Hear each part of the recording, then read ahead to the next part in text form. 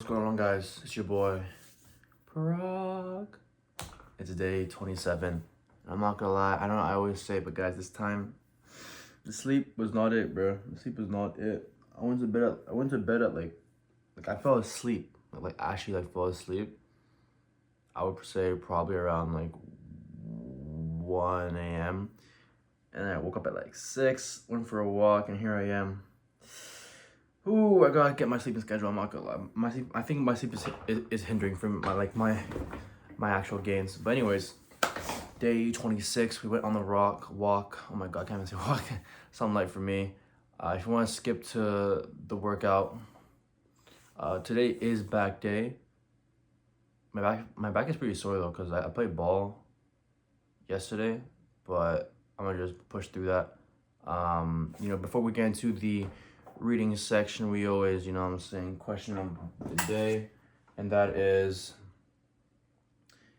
if you had 1 week left to live, how would you spend it?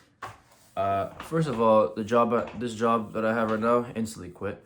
Second, I'll probably just spend that time with my family. I mean, this is low-key the same question as yesterday. It's just that the question from yesterday was just like a year, but it's a week.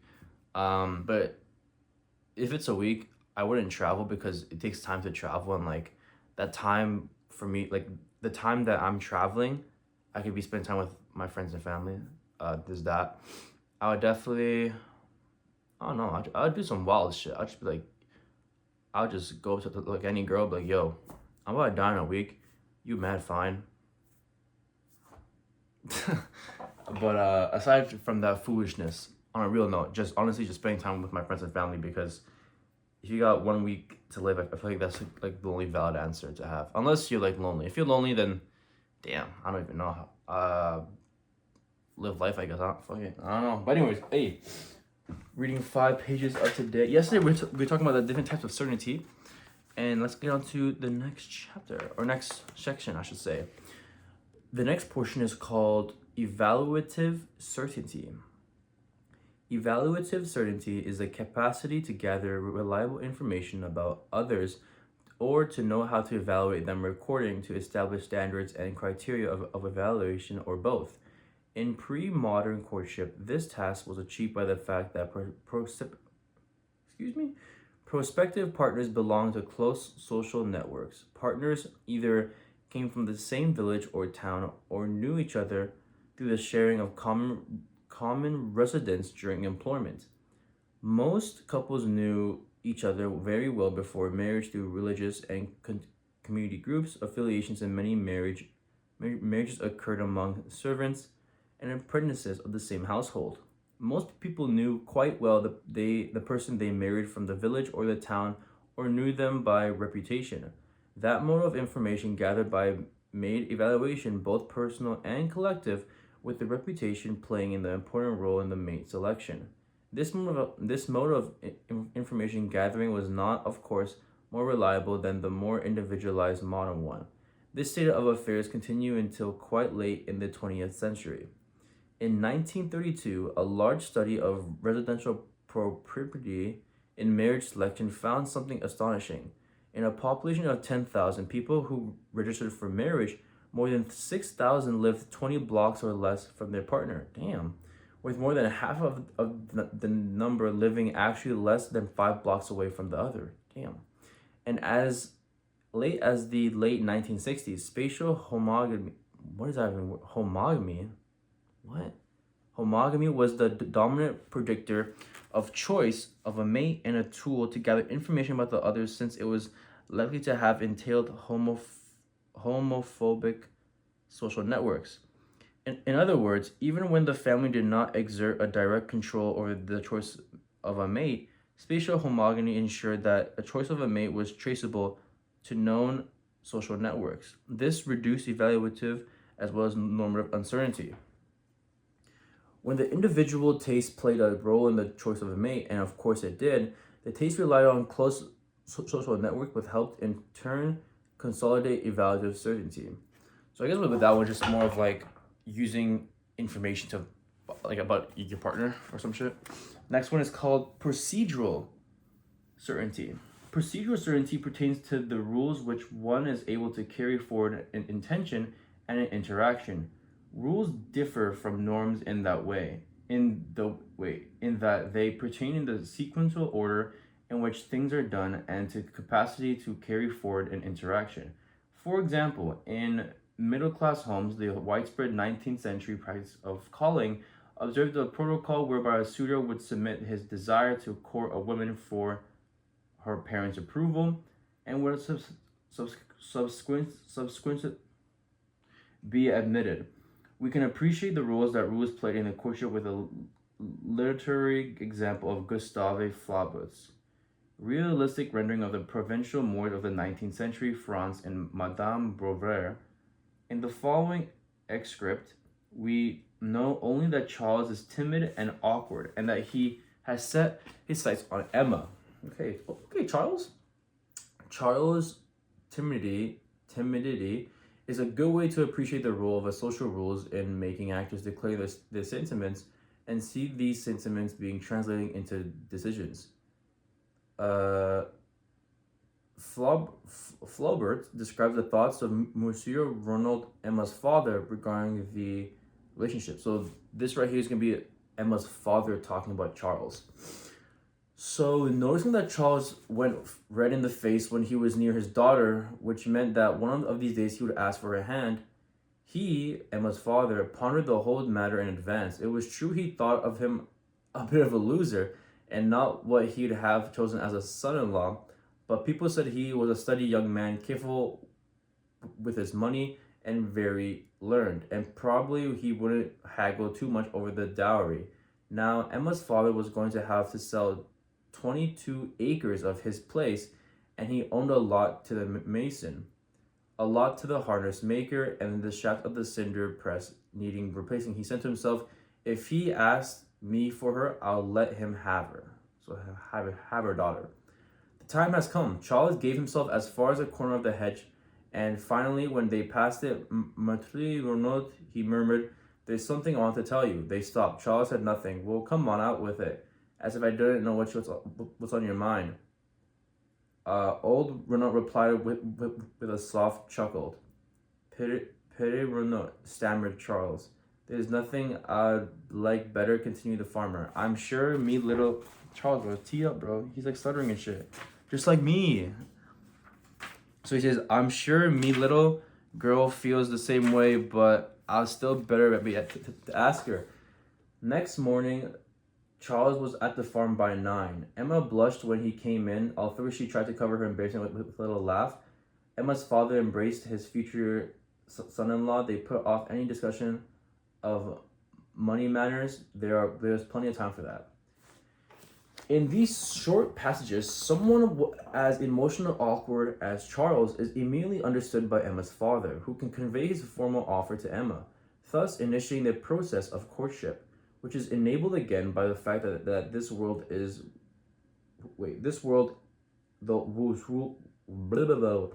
in the fact that this is a world whose rules were very clear to all parties involved.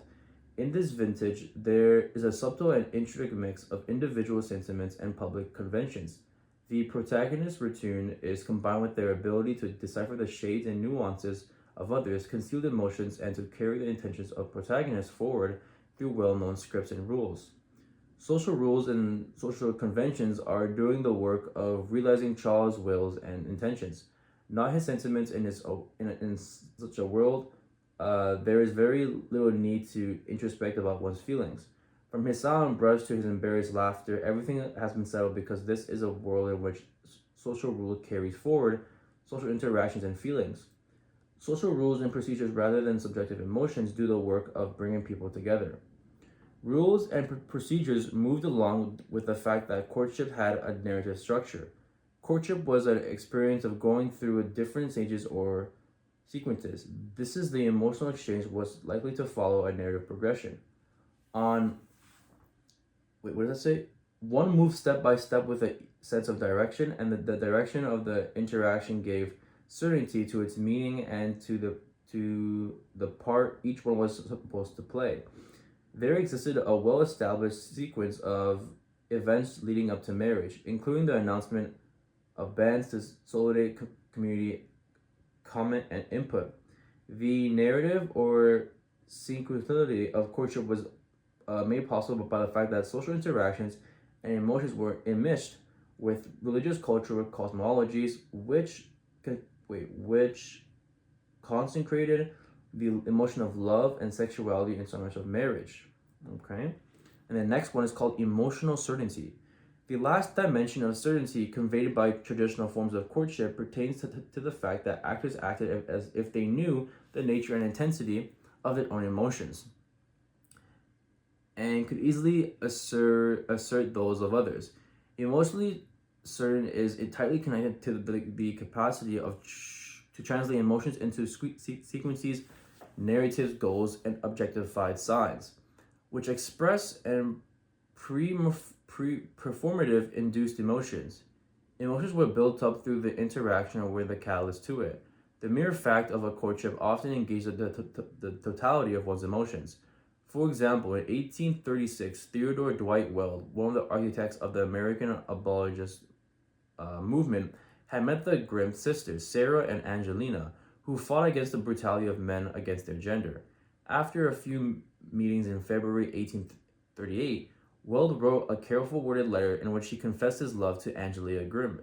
He wrote, "For a long time you have had my whole heart." A short few weeks later, when she agreed to be courted, he wrote he felt himself reaching out in very agony after you and cleaving to you, feeling that we no longer twain one but one flesh. Love is here conceived and practiced as emotion that can be known quickly and that thus only needs to be confessed most often by a man to a woman. This confession constituted the beginning rather than the endpoint of the courtship, and women were often courted after the man's sentiments had been established. Writing to Angelia after he met her briefly in March, the same Will confessed that his feelings were all rushing by a rapid, instantaneous absorption into yours. Will and Angelia committed themselves to each other for a life in a matter of weeks. Damn. In the name of a spiritual equal conception of marriage, in other words, Sally McDowell wrote to John Miller on October 13, 1854. So the homeboy Dwight literally met this girl. They hang out for like a few weeks and they just locked in like that. Okay. So this passage is from a girl named Sally McDowell talking to John Miller. They, your sentiments, had clustered thick about me while, as yes, I was wholly unconscious of their existence. That I should have been awakened them as a wonder to me, then is a mystery to me still. But when they were revealed, I endeavored to treat them with every kindness. For the first time in many years, I've listened to proposals such as yours. Heretofore, for reasons my previous letters have been given, I turned from them with a kindness of horror, but in your case, I paused. Not that my resolution wavered, but because my regard for you indicated a different and kinder course. I thought you to precipitate. I did not know how you could learn to love me in so short a time. You seemed overwhelmed by a feeling that might exhaust itself in the first outbreak. Yet you were painfully in earnest, and I shrank from an imbalance of severity in dealing the blow I was forced to give. So Sally just folded. In short terms, she folded. Emotions are declared at the very beginning, and once declared, they follow the course known in advance by all parties. A fact that made the declaration of feelings into a crucial moment. Clavin Lyndall Roan courted an African-American school teacher in Brigham, Texas, named Lucia J. Knotts. His courtship took the same form of revelation as one described above. On May 31st, 1886, Calvin wrote a letter to Lucia, a letter that would start a 19-month-long courtship and decision to marry. His letter stated, "Do you ever think of me, Miss Lucia? It is unnecessary to say, I love you with all my heart." In many cases of the 19th century courtship, love was declared at the outset and was the starting rather than the endpoint of interaction. Declaring love at the beginning of a courtship thus neutralized emotions' uncertainty. More emotional certainty was often the condition under which a woman interacted with a man. By declaring himself, the man increased his chances to win the heart of the beloved. Anthony Trollope, a very useful source of information about courtship in the English middle class of the 19th century, presents the moment called the Declaration in the 1867 novel The Claverings. Mr. Saul Goodman, declares to Fanny Clavering, who was been unsuspecting of his intentions. Yes, Miss Claverings, I must go on now, but not on that account would I press you to give me an answer today. I have learned to love you, and if you can love me in return, I will take you by the hand, and you shall be my wife. I have found that in you. I have found that in you which I have been unable not to love, not to convent, that I may be bind to it as my own forever. Will you think of this and give me an answer when you have consider it fully? Okay, Riz. That's that 19th century Riz. Here, the declaration of love is, as often of the case, immediately accompanied with a marriage proposal, which she must agree to or reject. The many forms of which uncertainty described from above derive from the crucial sociological characteristics of courtship, namely the fact that it has namely the fact it had the structure of rituals. Rituals are not about cognitions or representations. Rather, they create a dynamic field of energy that binds actors together through the attachment of shared rules and through the shared participation in a hot symbolic reality. Rituals, like norms, define the intensity, boundaries, and object of emotions. This is because, as Durkheim made it clear, rituals reduce uncertainty and ambiguity. Social reality always threatens to lose its order, to let chaos and unpredictability enter or consciousness. Rituals are precisely this device to offset the threat of chaos. As Joel Robbins insightfully puts it, rituals bring clarity, certainty, trustworthiness, and unorthodox on the information they convey. Rituals bring people together through predictability and shared rules that intensify and sharpen emotions, reduce self-awareness, and increase the capacity to believe in the reality of the situation. Because reality is a structured behavior, it directs attention to the object of the interaction rather than the inner itself. This is the reason why Douglas Marshall suggests that actors who engage in ritual experiences of their own will, when attention is focused on some external object, is the emotional relationship to the object that occupies the center of consciousness. Introspective focus on the rules of expression and sentiments would contrast make the interaction more uncertain and will make it the object of negotiation rather than the well results of path. Moreover, the courtship ritual has a deeply narrative and sequentialized structure, itself the result of a strong normative. Even when the tone was practical and matter of fact, a courtship had a telos, making the interaction highly proposed and based on progressive sequences. To sum up, pre-modern courtship was organized within a semitonic social normative framework that created cultivable pathways for emotions to be organized teleologically and narratively through shared norms and rules. These pathways, to be sure, were based on gender inequality, on the equation of sexuality with sinfulness, on heteronormativity enshrined in the law, and the centrality of marriage for economic status and moral reputation. This form of certainty cannot be separated from religious patriarchy, gender inequalities, and the equation of sex with sinfulness, even if it was increasingly congested. This moral cultural frame was prevalent until the 1960s. For example, reminiscing in his life in a conversation with Harry Chrysler, the American philosopher Michael Walzer recalls that in 1957, he was about to leave for England to study at the University of Cambridge. His then girlfriend Judy wanted to join him, but could not do so after he married her to overcome her parents' opposition. For Nicholas Lohmann, love consists in the creation of a shared world of two subjectives and moves within fixed and known meanings. But probably because Lohmann did not pay much attention to sentiments, he missed altogether the distinction between the sentiments of love and the rituals that enable the unfolding of such sentiments. Love produces certainty when it is organized in a social forms that make it the future possible, embedded in the interaction. Okay, so that was a chapter 4 today. Not too shabby. Talking about some interactions, normal behavior, all that stuff. It's crazy how different it was back then. Like, bro, back then people like writing like letters talking about like their feelings. Now it's like a text. That's it. But hey, that's the reading for today. On to the workouts. Okay, back day. Did like 3 pull-ups and I was done. I'm not that strong in pull-ups, I'm not gonna lie.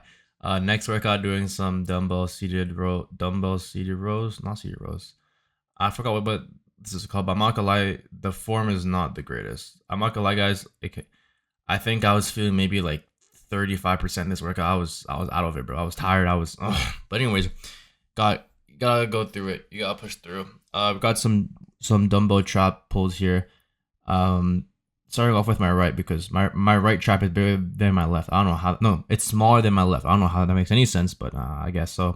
And we're ending off with this. This like burns and stabilizes your lower back, so it's pretty far. But hey, that's the workout for today. And boom, your boy's looking kind of sexy, you know, looking kind of sexy. I'm actually gonna get a haircut like the week that I'm going to Japan. That week on the Monday or Tuesday, I'm getting a haircut. Probably gonna get like a mullet and like a small trim, but hey.